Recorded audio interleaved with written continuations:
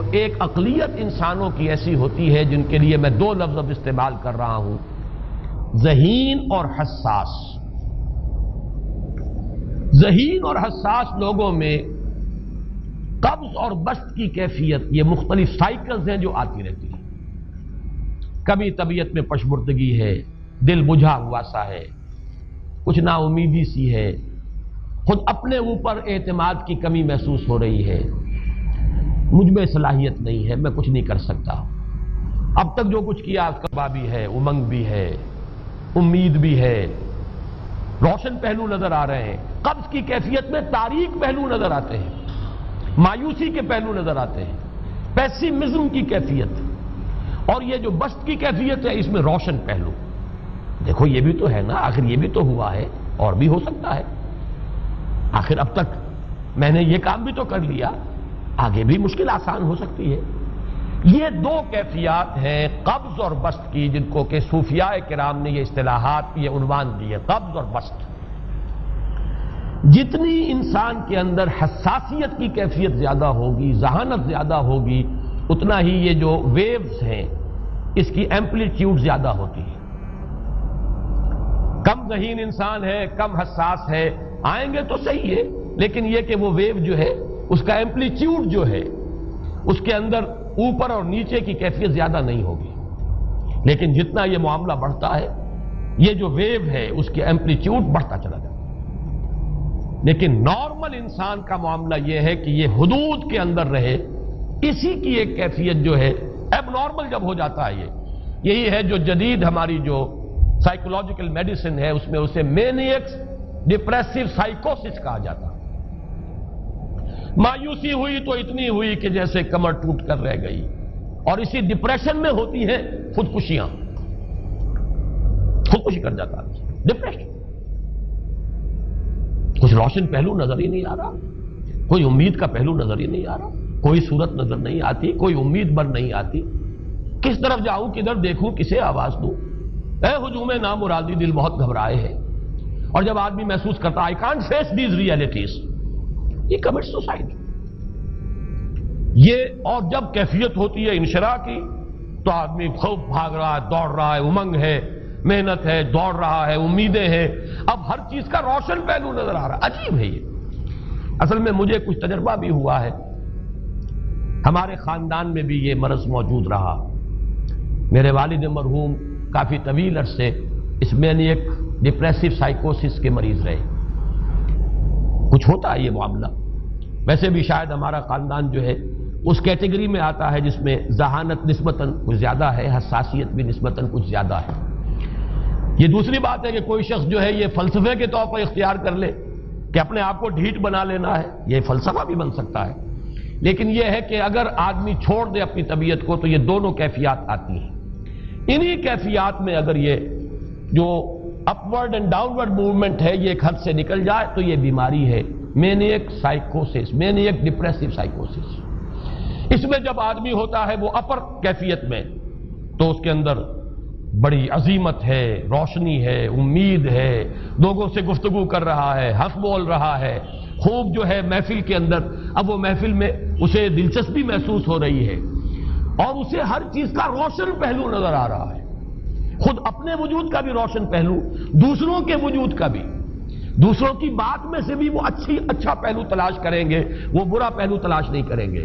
جب دوسری کیفیت ہے ڈپریشن کی، ہر ایک کی بات میں کوئی برائی نظر آئے گی، کوئی اس کی نیت کا فطور ہے، کوئی فساد ہے، کوئی یہ جو ہے بدنیتی کے ساتھ یہ بات کر رہا ہے، کوئی خیر کہیں ہے ہی نہیں، برائی ہی برائی ہے، مایوسی ہی مایوسی ہے، بدلی ہی بدلی۔ یہ ہے در حقیقت وہ کیفیت، اس کو غالب نے بہترین انداز میں تعبیر کیا ہے۔ ذہین اور حساس انسانوں میں ان کی جو ترقی ہے وہ انہی مراحل سے ہو کر گزرتی ہے، اور ہر ڈپریشن کے بعد، ڈپریشن میں اس سینس میں استعمال نہیں کر رہا یعنی بیماری کی حد تک پہنچنے والی ڈپریشن نہیں، صرف قبض کی حد تک پہنچنے والا معاملہ۔ ہر قبض کے بعد جب بسط آتا ہے تو آگے ترقی ہوتی ہے، جس کو آپ کہتے ہیں بائی لیپس اینڈ باؤنڈس، آدمی جو ہے چھلانگ لگاتا ہے، گویا کہ ایک درجہ جو پہلے تھا اس سے آگے درجہ انسان کا جو ہے اس سے بلند تر پوزیشن پر انسان پہنچتا ہے. ہر قبض کے بعد جو نیا بست آتا ہے وہ ایک نئی کیفیت، نئی شان، نئی بلندی، نئی رفعت لے کر آتا ہے. اس کو غالب نے تعبیر کیا ہے بہت خوبصورت انداز ہے. رکتی ہے میری طبع تو ہوتی ہے رواں اور. یعنی شاعر بھی کبھی ایسا وقت آتا ہے شعر جو ہے وہ اس پر نازل ہی نہیں ہو رہا، شعر نہیں کہہ پا رہا، طبیعت میں رکاوٹ سی ہے، بندش سی ہو گئی ہے، کوئی کلام موضوع ہو ہی نہیں رہا. لیکن پھر جب یہ کیفیت جو ہے بدلتی ہے اور جب پھر بست کی کیفیت آتی ہے، رکتی ہے میری طبع تو ہوتی ہے رواں اور، پھر اس کے اندر ایک جولانی نئی ایک کیفیت جو ہے انشراح کی، وہ ایک بالکل نئی کیفیت، نئی شان کے ساتھ. یہ ہے وہ معاملہ جو ان آیات مبارکہ کے پس منظر میں ہے. اسی لیے اب میں آپ کو اس کا حوالہ دے رہا ہوں. تفسیر مظہری میں قاضی ثناء اللہ پانی پتی رحمت اللہ علیہ نے بہت عمدہ بات فرمائی ہے کہ حالت قبض اگر کسی شخص پر طاری ہو تو اس حال میں اکسیر کا درجہ رکھتی ہے یہ سورہ مبارکہ، اس لیے کہ یہ نازل ہوئی ہے محمد الرسول اللہ صلی اللہ علیہ وسلم پر اسی حالت قبض میں. وَالضُّحَىٰ وَاللَّيْلِ إِذَا سَجَىٰ مَا وَدَّعَكَ رَبُّكَ وَمَا قَلَىٰ وَلَلْآخِرَةُ خَيْرٌ لَكَ مِنَ الْأُولَىٰ وَلَسَوْفَ يُعْطِيكَ رَبُّكَ فَتَرْضَىٰ أَلَمْ يَجِدْكَ يَتِيمًا فَآوَىٰ وَوَجَدَكَ ضَالًّا فَهَدَىٰ وَوَجَدَكَ عَائِلًا فَأَغْنَىٰ. یہ تمام آیات اب معلوم ہوگا کہ جیسے موتی پروئے ہوئے. ایک لفظ قبض، اب اس میں جو بھی واقعاتی اور جو میں نے آپ کو روایاتی جو بھی پس منظر بیان کیا وہ بھی فٹ بیٹھ رہا ہے. وہ خودکشی کا معاملہ بھی آ گیا، اس میں فٹ بیٹھ رہا ہے کہ بخاری شریف میں روایت موجود ہے کہ حضور فرماتے ہیں کہ میری طبیعت پر اس درجے اضطراب تھا، اتنی کیفیت جو ہے میری تشویش کی تھی کہ میرے دل میں بار بار خیال آتا تھا کہ پہاڑ پر چڑھ کر اپنے آپ کو نیچے گرا دوں. یہ سارے معاملات اب آپ کو محسوس ہوگا جیسے تمام کڑیاں جو ہے وہ جڑ گئی، جیسے رات کو اب آپ اٹھ نہیں پا رہے، اضمحلال ہے، اعصابی جو ہے اعصاب اس درجے متاثر ہو چکے ہیں. صرف یہ ایک احساسات کی کیفیت نہیں ہے، آپ کی قوت فعلی جو ہے، قوت عملی، وہ بھی اس درجے متاثر ہو چکی ہے کہ کئی راتیں گزر گئی اور آپ رات کو نہیں اٹھ سکے، جس پر کہ ام جمیل کو یہ کہنے کا موقع مل گیا کہ معلوم ہوتا ہے محمد تمہارا شیطان تمہیں چھوڑ گیا.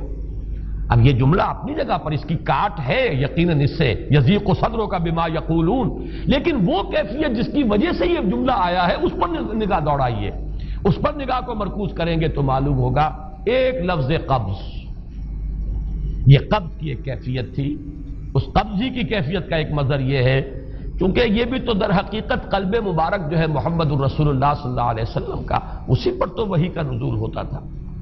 یہ بھی وہی داخلی احساسات و کیفیات کا معاملہ ہے، یہی بھی در حقیقت یہ واردات قلبیہ ہی کا سارا معاملہ ہے. اس کو آپ خارج سے تعبیر نہیں کر سکتے، نہ ابھی کوئی ایسے مصائب تھے، نہ ایسی کوئی مشکلات تھیں، نہ ابھی کوئی رد و قضا ایسی شروع ہوئی، نہ ابھی کوئی بحث و نزاع کا معاملہ ایسا ہوا، نہ کوئی ابھی کوئی فزیکل پرسیکیوشن شروع ہوئی. یہ سب داخلی ہی کیفیات ہیں اور ان داخلی کیفیات کے حوالے سے ان سورہ مبارکہ کو اگر صحیح سمجھا ہے تو صوفیہ نے سمجھا. وہ جو اقبال کا شعر ہے کہ کچھ جو سمجھا میرے شکوے کو تو رضواں سمجھا، مجھ کو جنت سے نکالا ہوا انسان سمجھا. اور کون سمجھے گا؟ وہ تو سمجھے گا کہ دکھے ہوئے وہ دل کی صدا ہے، وہ کیا ہے جو اقبال کی وہ ایک نظم ہے پرندے کی فریاد، گانا اسے سمجھ کر خوش ہونا سننے والے. یہ تو در حقیقت ایک دکھے ہوئے دل کی صدا فریاد، یہ صدا ہے. تو یہ کیفیت جو ہے رضوان سمجھ سکا ہے جو کہ داروغہ جنت ہے، اس نے سمجھا یہ وہی آدم جو نکالا گیا تھا یہاں سے، یہ اس کی فریاد ہے. کچھ جو سمجھا میرے شکوے کو تو رضواں سمجھا، مجھ کو جنت سے نکالا ہوا انسان سمجھا. تو واقعہ یہ ہے کہ اس سورہ مبارکہ کا صحیح فہم اگر حاصل ہوا ہے وہ امام راضی کو حاصل ہو ہی نہیں سکتا. وہ عقل اور منطق کی گتھیاں سلجھانے والے آدمی ہیں، اپنی جگہ ان کی کنٹریبیوشن بہت. یہ لغت اور ادب کا کوئی خاص مسئلہ اس میں ہے ہی نہیں کہ زمخشری اس میں کوئی جولانی دکھائیں اپنی، اس میں کوئی ایسا اشکال ہے ہی نہیں، نحوی اشکال ہی نہیں. لیکن یہ واردات قلبیہ کا معاملہ ہے، احساسات باطنی کا معاملہ ہے، یہ نفسیات انسانی کا معاملہ ہے. اور اس کو وہی سمجھ سکتے ہیں کہ جو ماہرین علم نفس ہیں، اور وہ ہیں صوفیاء کرام ہمارے ہاں جن کا وہ ذوق ہے، باطنی کیفیات و احساسات جن کا موضوع ہے کہ یہ در حقیقت حالت قبض کی کیفیت ہے.